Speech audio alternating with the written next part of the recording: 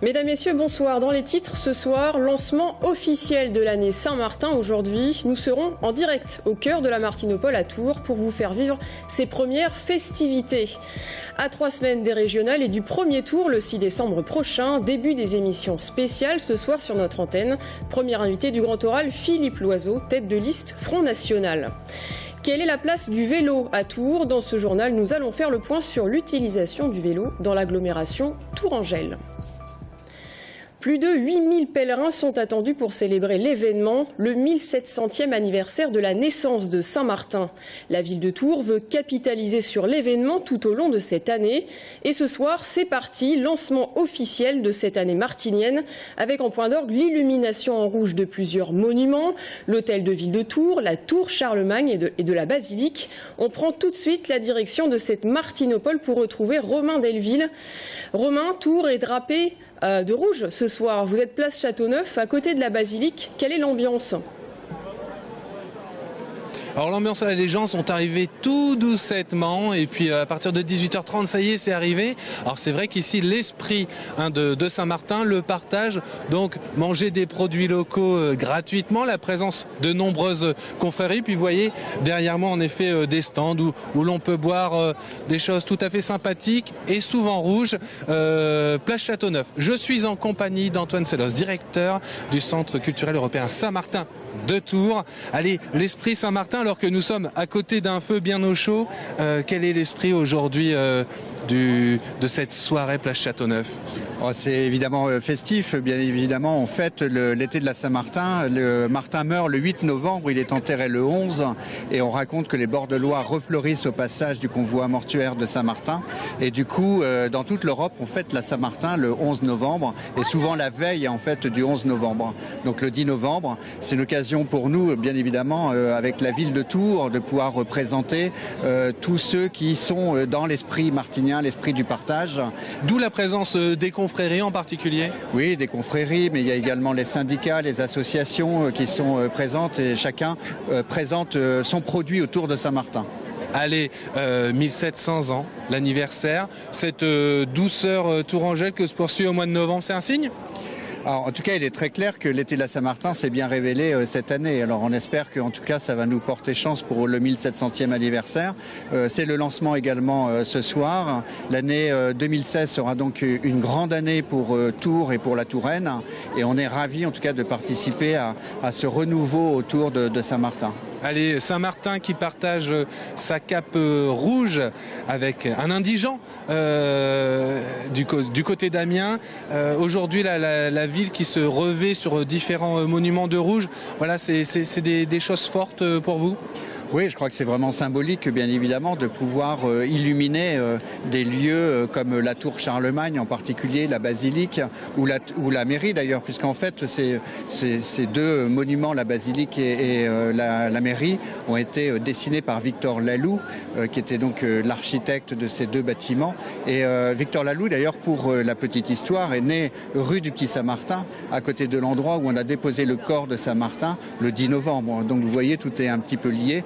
Le symbole, en tout cas, est très beau avec la cape et la notion de partage, et le rouge en particulier est une très jolie couleur. Allez, ben voilà, Audrey, ce qu'on peut dire ici, place Châteauneuf, ce que vous appelez la Martinopole, et puis avec Loïc, nous on va profiter de quelques mets tout à fait sympathiques et tourangeaux. Eh bien, bon appétit. Merci Romain Delville. Vous étiez en direct de la place Châteauneuf dans le Vieux-Tours avec Loïc Argili. Saint-Martin toujours, on en entend parler en ce moment beaucoup avec ces différentes festivités. Mais les Tourangeaux le connaissent-ils vraiment? C'est ce que nous avons voulu savoir. Écoutez. Qui était Saint-Martin? Non. Pas du tout. Oui, c'est une basilique très connue. Et il a donné un vêtement, c'est ça hein? Il était le fils même, je crois, d'un officier romain. Et il a vécu à Tours? C'est un saint qui a donné la moitié de son manteau, c'est tout ce que je sais. Un guerrier romain qui s'est converti au catholicisme. Où se trouve son tombeau? Non, je ne sais pas. De ce côté-là alors? Dans la basilique? Bonne question. Dans le coin. Je suppose là? Ça doit être dans la basilique là. Peut-être là, mais je sais pas. Je sais qu'il y a la basilique Saint-Martin, mais sans plus. À l'église Saint-Martin. Que célébrera-t-on en 2016? Je sais qu'on fête son anniversaire, mais parce que je l'ai vu sur les journaux en fait. C'est l'anniversaire de sa naissance? Je sais que c'est l'année martinienne. Ah, il est pas tout jeune, hein, Saint-Martin maintenant. Les 1700 ans de la Saint-Martin, enfin de Saint-Martin, de la mort de Saint-Martin. C'était sa naissance. C'était sa naissance, voilà, presque à côté.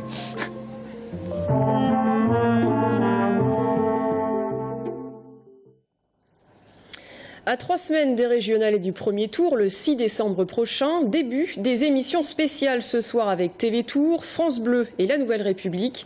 Le premier invité est Philippe Loiseau, la tête de liste Front National. Émission enregistrée cet après-midi, on en regarde un extrait, en l'occurrence le face-à-face avec Marc Grécourt, maire PS de Blois. Les gens vont juger, et vous le savez très bien, ils vont vous sanctionner par rapport à la politique qui est menée au plan national. Voilà. Mais elle est la même. Non, mais elle est la même au plan régional. Allez dire aux habitants de la région Centre-Val de Loire que les choses s'arrangent, que c'est moins pire. Si vous vous contentez de dire les choses sont moins pires qu'au plan national, ils vont pas vous écouter. Mais ils vont vous fermer la porte au nez. Parce que Monsieur Loiseau, vous leur mentez. Mais non, non, pas. Mais si, vous leur mentez. Parlez-leur. Parlent d'eux-mêmes. Parlez-leur. Non, vous êtes hors sujet. Excusez-moi. Je me permets de le dire. Vous parlez d'une situation nationale. Vous parlez. Non, je suis un homme de terrain autant que vous. Vous n'avez pas le monopole de la terre ou du terrain. Je l'ai aussi. Les lycées, M. Bonneau promet 2 lycées. Là, c'est marrant, on arrive au moment des fêtes de fin d'année, de Noël. Il est en train de mettre un paquet de chocolat sous le sapin. C'est vrai, ça tombe le 13 décembre. Donc, effectivement, c'est un peu facile. Il parle aussi de créer 500 emplois aidés. Mais voilà, il parle aussi de rendre gratuits les transports. Non, mais 80-100 millions d'euros. Mais je veux dire, de faire des promesses. Qui est finançable. Mais pourquoi ne l'a-t-il pas fait avant? Grand oral spécial régional à retrouver donc à 19h30 et 23h sur TV Tour Val-de-Loire. À Tours, aujourd'hui, 5 ouvriers intoxiqués à l'oxyde de carbone. Les pompiers sont intervenus peu après 14h rue Léon Boyer à Tours. Les ouvriers travaillaient au sous-sol d'une résidence de 37 appartements. Ils ont été pris de nausées et de maux de tête, incommodés par les émanations d'oxyde de carbone. Tous ont été pris en charge par le SMUR, puis évacués vers les hôpitaux pour y recevoir de l'oxygène, mais aucun pronostic vital n'était engagé. Dès la rentrée 2016, plusieurs collèges expérimenteront de nouveaux outils pour favoriser la mixité sociale. Mesure annoncée aujourd'hui par la ministre de l'Éducation nationale, Najat Vallaud-Belkacem. Un dispositif basé sur le volontariat et l'Indre-et-Loire figure parmi ces 17 départements volontaires. Parmi les mesures proposées, on parle de la sectorisation élargie ou encore de la priorité donnée aux élèves handicapés et boursiers pour choisir leur collège. La société Centron et son PDG à nouveau devant les juges, basée à Oswerd en Touraine. L'entreprise qui fabrique notamment des cols pour l'électronique et manipule des produits dangereux avait été épinglée par les services de l'État. Manquement aux règles de sécurité du travail et de l'environnement.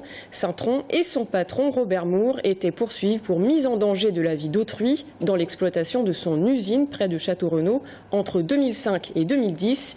Ils ont été reconnus coupables et condamnés en septembre 2014. Ce jeudi, ils devront à nouveau s'expliquer à la barre du tribunal de Tours sur plusieurs infractions commises entre 2013 et 2014.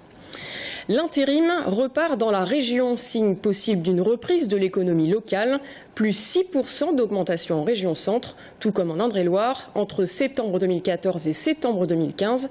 Secteurs concernés, l'industrie, les transports ou encore le commerce. Explication Loïc Argili.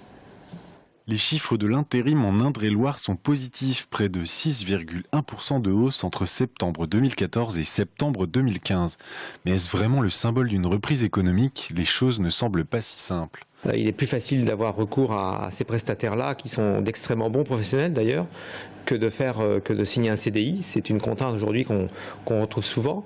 Et puis on n'a pas de visibilité. Donc recourir à l'intérim, c'est de s'engager sur une période assez courte. Un recours à l'intérim qui augmente fortement en région Centre-Val de Loire dans 3 grands secteurs d'activité. L'industrie avec plus 9,6%, les transports plus 5% ou encore le commerce plus 3%. L'industrie, alors plus particulièrement le secteur qui est proche, tous les équipementiers automobiles, le secteur industriel sur le centre, on sait qu'il est quand même assez orienté industrie, il est aussi orienté vers l'agroalimentaire, vers des secteurs qui sont plutôt en évolution. Le BTP, quant à lui, continue de reculer avec une baisse de l'intérim de 0,9%, un chiffre qui ne semble pas très bon et pourtant tout ne semble pas si négatif. Sur le premier semestre 2015, c'était difficile, mais on sent que la courbe est en train de s'infléchir. Il y a quand même quelques frémissements, notamment dans le second œuvre, dans les entreprises qui font de l'électricité, de la peinture. Des frémissements de l'économie locale qui montrent une légère reprise, mais pour le moment, difficile de savoir si elle s'inscrira dans la durée. La région Centre gagne son bras de fer avec la SNCF sur le financement de la réforme des retraites des cheminots. La Cour administrative d'appel vient de donner raison à la région. Elle ne versera donc pas les 18 millions d'euros réclamés par la SNCF. Le président de la région Centre-Val de Loire considérait qu'elle n'avait pas à supporter la charge de cette réforme. 8 fois plus d'adhérents en l'espace de 4 ans pour le principal collectif de cyclistes urbains de l'agglomération de Tours, indicateur de l'explosion de ce mode de transport en ville, à l'occasion de l'inauguration du nouveau quartier général du collectif cycliste 37. Focus ce soir sur la politique locale en matière de déplacement doux, parking vélo, axes de circulation et futurs aménagements. Romain Delville. 100 adhérents en 2011, 800 adhérents aujourd'hui. Le collectif cycliste d'Indre-et-Loire a pris ses nouveaux quartiers impasse Nadeau et compte bien continuer, accentuer sa pression sur les pouvoirs publics pour le développement de la petite Rennes. Parmi les chevaux de bataille actuels, une future et hypothétique vélostation digne de ce nom à la gare. Avant, les vélos étaient garés dans la gare, vous avez dû voir tout ça. Et puis avec les travaux de rénovation, tout ça, ils ont été enlevés, ils n'ont jamais été remis. Il y avait environ 400 vélos qui avaient toute leur place dans la gare. Depuis, nous, on œuvre, on milite pour une vélostation à proximité de la gare. On sait qu'il y a des démarches en cours entre l'agglo, la ville et la SNCF. Ça nous paraît beaucoup trop lent, je vous le dis tout ça, parce que c'est une priorité et pour les tourangeaux et pour les déplacements pendulaires, pour les gens qui prennent le train. Pour la vélostation, l'attente risque de durer car la mairie reconnaît des problèmes de foncier, de construction et d'accessibilité, en particulier pour l'accès des secours. En revanche, la ville organise l'élaboration future d'une maison du vélo pour cyclistes et cyclotouristes. Un endroit convivial, proche de la gare si possible, de façon à ce que les gens qui viennent, alors en principe les touristes, mais aussi les gens qui se déplacent à vélo, de façon à avoir un endroit qui puisse poser le vélo, faire des petites réparations, déposer leurs colis, poser le vélo en toute sécurité, puis partir en ville pour la visiter à pied. Pour mémoire, le collectif cycliste 37 a été créé suite à la non-construction de pistes cyclables sur le pont Saint-Côme, c'était il y a 30 ans. Le problème est le même aujourd'hui pour franchir la Loire, une fois passé le pont Napoléon. La traversée de la Loire nous dit qu'il faut faire un pont spécifique. Un pont spécifique, c'est 8 millions. 8 millions, les collectivités locales n'ont plus les moyens de mettre 8 millions pour le faire. Alors, soyons intelligents.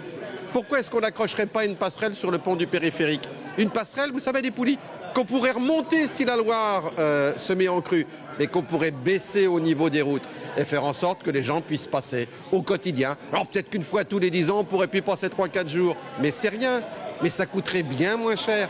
Dans la ville de Tours, ce sont 40 000 vélos qui circulent au quotidien, 6 400 supports pour les garer. Mais le frein au développement cycliste, c'est le vol, d'où la sensibilisation permanente du collectif en faveur du marquage des bicyclettes. Et toujours concernant les vélos, le nombre de procès-verbaux délivrés pour infraction depuis septembre, 133. La police avait promis une tolérance zéro, promesse donc tenue. Des amendes essentiellement délivrées pour le port d'écouteurs, l'absence d'éclairage et le non-respect des feux tricolores. Dans moins d'un mois, à Paris, aura lieu la COP21 sur les changements climatiques, une conférence au sommet en présence de 80 chefs d'État pour décider des mesures à mettre en place pour limiter le réchauffement climatique. Objectif, trouver un accord international applicable à tous les pays pour limiter le réchauffement mondial à 2 degrés d'ici 2100. Dans le même temps, à Tours, l'université lance un cycle de débats sur ce thème du changement climatique. On en parle dans un instant avec Loïc Vaillant, le président de l'université de Tours. Restez avec nous, à tout de suite.